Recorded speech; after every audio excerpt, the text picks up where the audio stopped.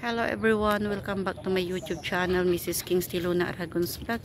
Ayan guys, ito siya nga po pala guys, yung may nagtanong si Jojo Mix Vlog kung ano yung nasemento sa ano.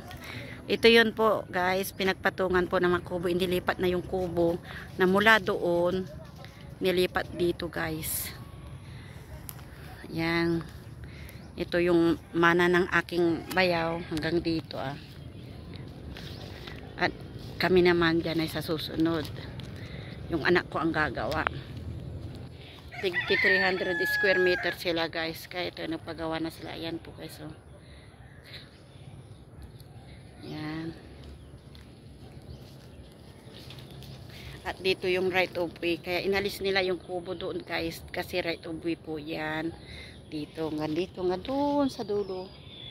Doon sa may kawayan. Ayan guys.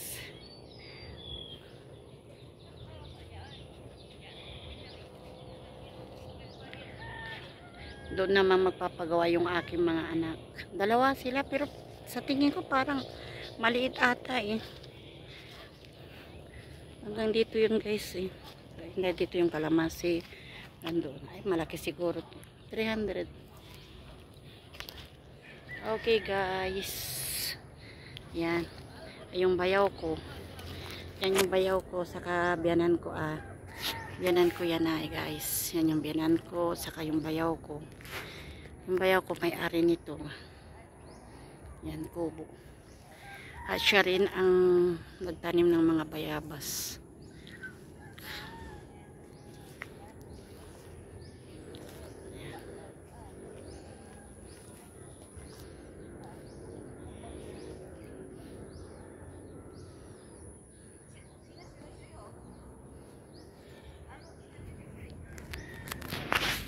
Ayusin to guys eh. Hindi pa na kasi nakafix tong kubo nila. Ayusin nila kaya ganyan muna. Kahapon kasi nilipat. Ito hindi ko na i-vlog kasi may nangyari kay Christian. Nag-bloated yung ano niya. Hindi ko alam kung anong gagawin ko.